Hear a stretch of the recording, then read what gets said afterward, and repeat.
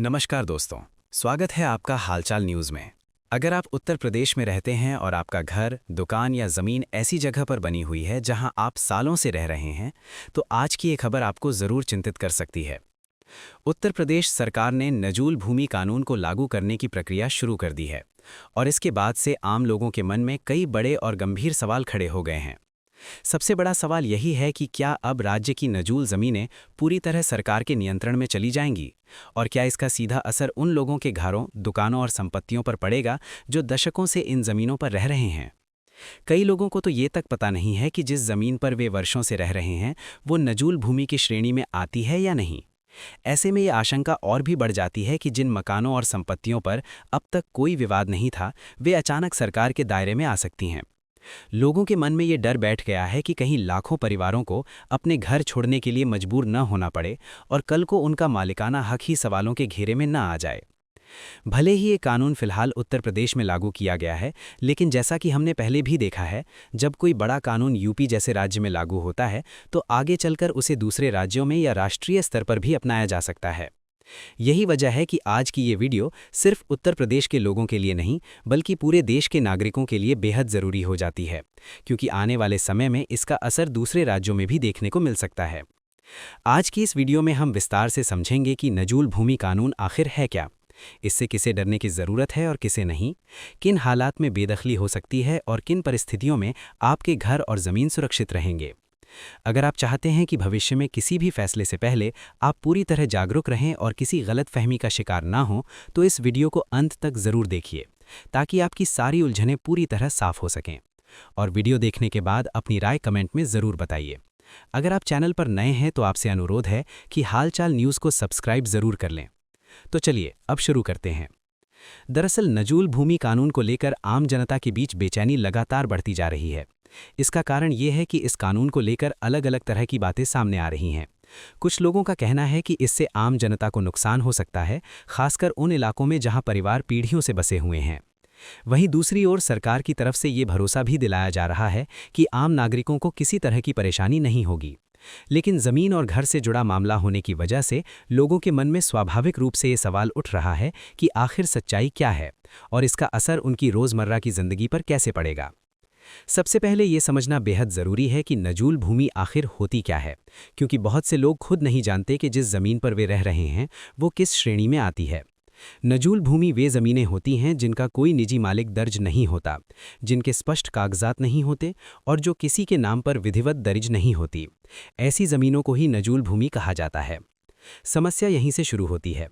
उत्तर प्रदेश सरकार चाहती है कि ऐसी सभी नजूल ज़मीनों को अपने नियंत्रण में लिया जाए। इसका सीधा मतलब ये है कि जिन लोगों का रहना सहना या कारोबार किसी न किसी रूप में इन ज़मीनों से जुड़ा हुआ है, उनके मन में अनिश्चितता पैदा हो रही है। इसी वजह से इस कानून को लेकर आम लोगों के बीच डर और भ्रम दोनों बने हुए हैं।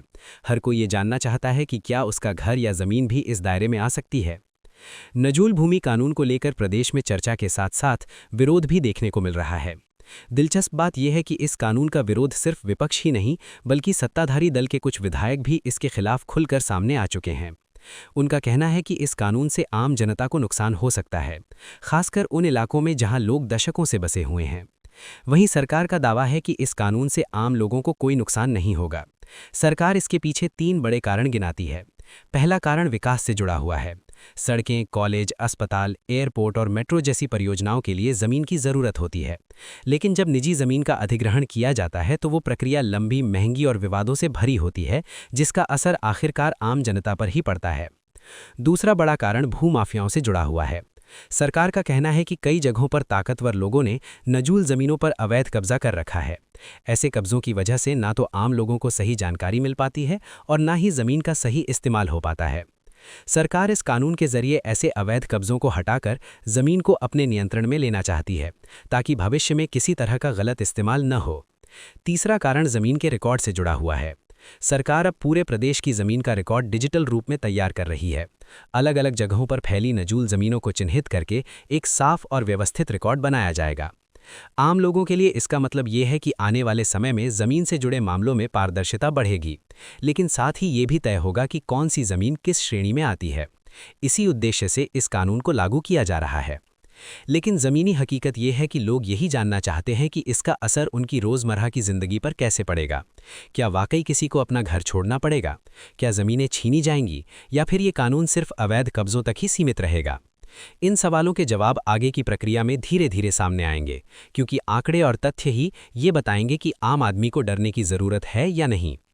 इन नजूल ज़मीनों पर अवैध कब्ज़ों और लगातार मिल रही शिकायतों के कारण उत्तर प्रदेश सरकार ने पहले ही एंटी भू माफिया टास्क फोर्स का गठन किया था। इस टास्क फोर्स ने बड़े स्तर पर कार्रवाई की और कई ऐसी ज़मीनें वापस ली गई जिन पर प्रभावशाली लोगों का कब्जा बताया जा रहा था। टीवी और अखबारों में दिखाए गए बुलडोज़र एक्शन को आपने भी देखा होगा। इनमें से कई संपत्तियां नजूल भूमि की श्रेणी में बताई गई थीं। नजूल भूमि का गलत इस्तेमाल कोई नई बात नहीं है। बड़े शहरों में वर्षों से ऐसी ज़मीनों पर बड़ा खेल चलता आ रहा था। आम आदमी के लिए ये मुद्दा इसलिए अहम है क्योंकि इन ज़मीनों पर कब्जा करके बड़े बड़े कॉम्प्लेक्स और व्यावसायिक इमारतें खड़ी कर दी जाती थीं और लोगों को ये तक पता नहीं चलता था कि ज़मीन असल में किसकी है। सरकार का कहना है कि इस कानून के बाद ऐसी मनमानी पर रोक लगेगी। सरकार ये भी दावा कर रही है कि जो लोग इस कानून का विरोध कर रहे हैं वे वही लोग हैं जिनके हित इस कानून से प्रभावित हो सकते हैं। सरकार के मुताबिक इस कानून के लागू होने के बाद जो ज़मीनें वापस सरकार के पास आएंगी उनका इस्तेमाल सार्वजनिक हित और विकास कार्यों के लिए किया जाएगा। अब पहले की तरह किसी खास व्यक्ति या समूह को बेहद सस्ते दामों पर ज़मीन नहीं दी जाएगी। अगर आम आदमी की नज़र से देखें तो सबसे बड़ा बदलाव ये है कि अब नजूल ज़मीन पर किसी को नया पट्टा नहीं मिलेगा। यानी आगे चलकर कोई भी व्यक्ति ये उम्मीद नहीं रख सकता कि उसे सरकारी नजूल ज़मीन लंबे समय के लिए लीज पर मिल जाएगी। हालांकि जिन लोगों के पास पहले से वैध पट्टा है और जिनकी अवधि अभी पूरी नहीं हुई है उन्हें उस अवधि तक रहने दिया जाएगा, लेकिन इसके बाद ना तो पट्टा बढ़ेगा और न ही ज़मीन स्थायी रूप से किसी के नाम की जाएगी। अगर इस मुद्दे पर आपकी भी कोई राय है तो उसे ज़रूर साझा करें। वीडियो को लाइक और शेयर करें ताकि ज़्यादा से ज़्यादा लोग जागरूक हो सकें और हालचाल न्यूज़ को सब्सक्राइब करना न भूलें। हम फिर मिलेंगे एक नई और ज़रूरी जानकारी के साथ। तब तक के लिए धन्यवाद।